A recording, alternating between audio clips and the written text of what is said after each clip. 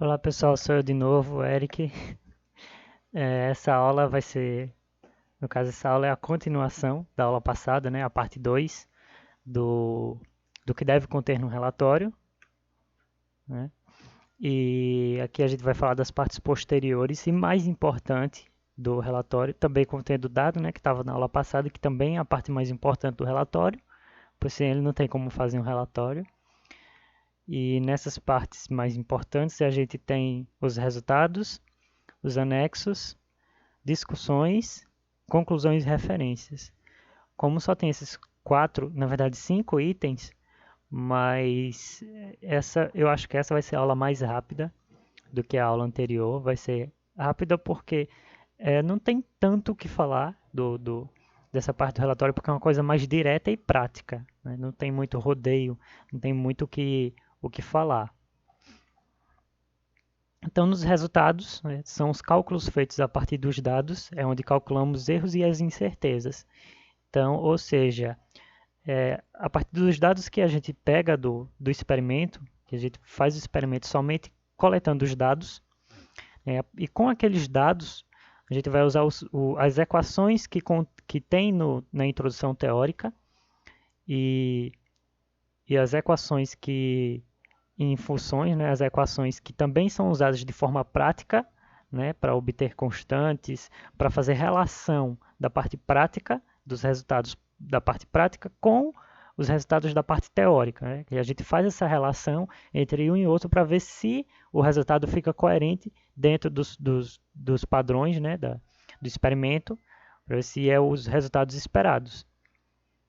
Eu espero não estar falando rápido novamente ou estar me contradizendo demais, mas qualquer coisa, qualquer dúvida, novamente recorram ao fórum, né, que lá tanto eu quanto os outros professores vão estar lhe ajudando. A parte dos anexos, né, são as fotos e imagens apresentadas dos materiais e procedimentos feitos. Por que é importante ter essa parte dos anexos? Veja bem, na introdução teórica, geralmente é colocado algumas imagens lá, tanto na introdução teórica quanto nos procedimentos experimentais. O motivo de ter o anexo no relatório é para a gente não lotar o relatório de imagens aleatórias, né? Encher ele de imagens para cima, para baixo, para todo canto. Procedimento experimental, introdução teórica, materiais. Então a gente condensa isso nos anexos. A gente está lá fazendo o experimento, por exemplo, vocês vão estar fazendo o experimento e geralmente é sempre bom e importante vocês tirarem foto, seja com a câmera ou com a câmera do celular, estarem tirando foto dos materiais utilizados, porque nem sempre vão ser os mesmos materiais utilizados do roteiro, vai ser a grande maioria, mas vai ter alguns que possivelmente mudem. Então, anexos são as fotos dos materiais, fotos de procedimento experimental, que você tira, porque são muitas fotos, você pega e condensa tudo em anexos, certo? De forma mais organizada, fica lá e dá uma orientação melhor para o seu relatório. Análise e discussões. Essa é a parte mais importante do relatório. É o que conta mais pontos no relatório, é análise e discussão. Por quê? É aqui que a gente conclui, é aqui que a gente expõe os possíveis erros, né? E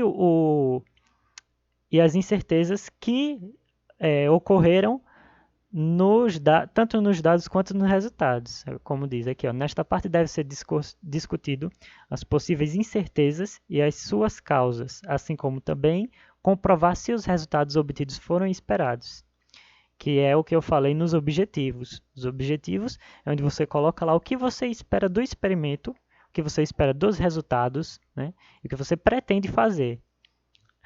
Então, aqui na análise de discussões, para você discutir o que você teve, se foi satisfatório ou não, né, se foi esperado ou não os resultados, você tem que fazer primeiro uma análise, né, do que causou aquele resultado. Por exemplo, às vezes o resultado pode ter dado muito diferente, muito mesmo, com um erro absurdo do resultado que você calculou teoricamente, né? O resultado prático que eu estou falando. Pode diferir bastante do que você calculou teoricamente. Mesmo com esse erro muito alto, você tem que seguir o seu relatório, né? Você não pode ficar sem os dados, sem os resultados. Mesmo com esse erro, você tem que seguir. Não adianta estar contornando, né? Criando uma matemática absurda para tentar corrigir esse erro. Não tem como, né? Isso possivelmente foi um erro do experimento. Então aí você vai discutir isso nas discussões.